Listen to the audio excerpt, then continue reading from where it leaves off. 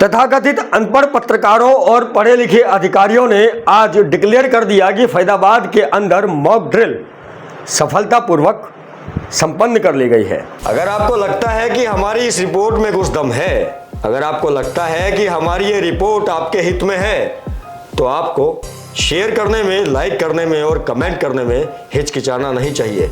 हम दिखाते और बताते हैं आपको सच्ची और असली बात। आप देख रहे हैं ATN न्यूज।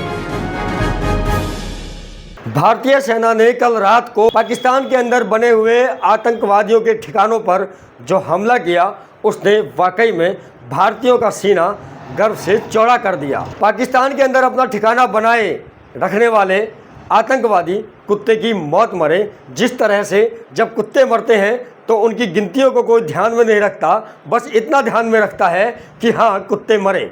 सुबह से खबरें आ रही हैं कि इतने आतंकी मारे गए, उतने आतंकी मारे गए। कुछ लोग सवाल भी उठा रहे हैं कि सुबह तो संख्या कम थी, अब दोपहर में कैसे बढ़ गई, अब शाम को कैसे बढ़ गई। हमें इस बात से मतलब नहीं। आतंकी मरे। पाकिस्तान के अंदर घुस के भारतीय सेना ने आतंकवादियों के ठिकानों पर हमला किया और उन ठिकानों को नस्ते नाबूद कर दिया। दर्शकों, अब सन 1971 के अंदर एक कार्यक्रम हुआ था, युद्ध से पहले जो तैयारियां होती हैं उससे संबंधित, और वही कार्यक्रम आज फैजाबाद के अंदर हुआ, जिसे हम युद्ध होने से पहले का अभ्यास कह सकते हैं या फिर हम उसे मॉक ड्रिल कह सकते हैं कि अगर युद्ध की स्थिति उत्पन्न हो जाती है तो उस वक्त नागरिकों को अपनी सुरक्षा करते वक्त किन किन बातों का ध्यान रखना चाहिए। आज पूरे भारत के 244 जिलों के अंदर यह मॉक ड्रिल की गई और फैजाबाद के अंदर भी यह मॉक ड्रिल की गई। आज 7:50 से लेकर 8 बजे तक ब्लैकआउट का समय निर्धारित किया गया है। ब्लैकआउट का अर्थ है कि आप अपने घर, फैक्ट्री, दुकान, जितने भी भवन हैं, उन सभी की लाइटों को आप 10 मिनट के लिए बंद करेंगे। इसे कहते हैं ब्लैकआउट। ऐसा इसलिए किया जाता है कि जब दुश्मन देश भारत के ऊपर अगर युद्ध के दौरान कोई आक्रमण करता है तो वो अपनी मिसाइलें जब आसमान से छोड़ता है धरती की तरफ, तो वो उस लाइट का सहारा जो हमारे घरों में जल रही है उसका सहारा लेकर लोकेशन को आइडेंटिफाई करते हैं कि कहाँ पर ज़्यादा लाइट जल रही है, यहाँ पर ज़्यादा लोग रहते हैं, तो क्यों ना मिसाइल को यहीं पर ही दाग दिया जाए। ब्लैकआउट का अर्थ यह होता है। आप कह रहे होंगे कि आज SS राठौर सारी बातें बहुत अच्छी और पॉजिटिव क्यों बोल रहा है, सरकार की या फिर प्रशासन की कोई कमी क्यों नहीं बता रहा।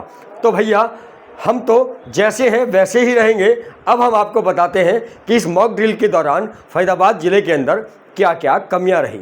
मॉक ड्रिल के बारे में जब फैजाबाद के DC साहब पत्रकारों से मुखातिब हुए तो पत्रकारों ने पूछा कि मॉक ड्रिल में क्या क्या होगा, कृपया आप बताएं। तो उन्होंने कहा कि पूरे ज़िले के अंदर सायरन बजेंगे। सायरन कितने हैं? जब पत्रकारों ने ये प्रश्न पूछा तो DC साहब जवाब नहीं दे पाए। उन्होंने कहा कि हम ये आपको बाद में बता देंगे। तो मोटी मोटी बात, जिस सायरन के बेस पर पूरा मॉक ड्रिल चलता है, जिस सायरन के बेस पर नागरिकों को संकेत दिए जाते हैं कि अब उन्हें क्या करना है, उन सायरन्स की गिनती फैजाबाद के DC साहब के पास नहीं है। दूसरी बात, यह मॉक ड्रिल कोई साधारण मॉक ड्रिल नहीं थी। यह मॉक ड्रिल थी युद्ध से पहले तैयारी करने वाली मॉक ड्रिल कि युद्ध के समय में नागरिकों को किस तरह से अपने व्यवहार में तब्दीली लानी है। हाँ, यह मॉक ड्रिल अगर होती इस बात को लेकर कि अगर क्षेत्र में कहीं भूकंप आ जाए तो आपको क्या क्या करना चाहिए सावधानी के तौर पर, जैसे आपको महसूस हो कि हाँ भूकंप आ गया है, तो आप अपने घर से निकलकर घर के नज़दीक जहाँ कहीं भी कोई खुला क्षेत्र है वहाँ पर आप उस ज़मीन पर लेट जाएं, तो आप भूकंप के झटकों से बच सकते हैं। और जो इमारतें हैं उन इमारतों से बाहर निकलकर उन इमारतों में दबकर मरने से बच सकते हैं। अब जो ये मॉक ड्रिल थी ये युद्ध से संबंधित थी। युद्ध के अंदर बम भी गिरेंगे, गोले भी गिरेंगे, मिसाइल भी गिरेंगी। अब अगर हम घर में बैठे हुए हैं या फिर खुले स्थान में खड़े हुए हैं, हम उन बम, गोलों और मिसाइलों से नहीं बच सकते। फैजाबाद प्रशासन के पास ऐसी कोई व्यवस्था नहीं है कि वो नागरिकों को ये बता पाए कि आपको अब सुरक्षित स्थान ढूंढने के लिए कहाँ जाना है। ऐसे समय में सुरक्षित स्थान होता है बंकर। बंकर जो ज़मीन के नीचे बनते हैं। भारत देश की अगर मैं बात करूं तो जो बॉर्डर का इलाका है वहां पर बंकर बने हुए हैं, पर जो आंतरिक क्षेत्र हैं नागरिकों को छुपने के लिए हमलों से बचने के लिए जो बंकरों की व्यवस्था है वो वाकई में बहुत ज़्यादा दयनीय हालत में है।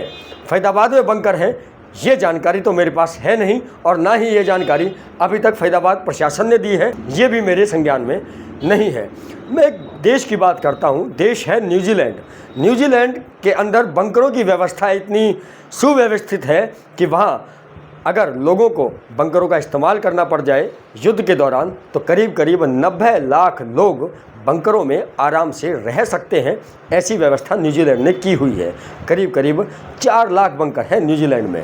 भारत न्यूजीलैंड से बहुत बड़ा है, इकोनॉमी भी बहुत बड़ी है, हथियार भी हमारे पास बहुत हैं, सेना भी हमारे पास बहुत है, और हमारे तो नेता भी बहुत हैं, पर बंकर बहुत नहीं है।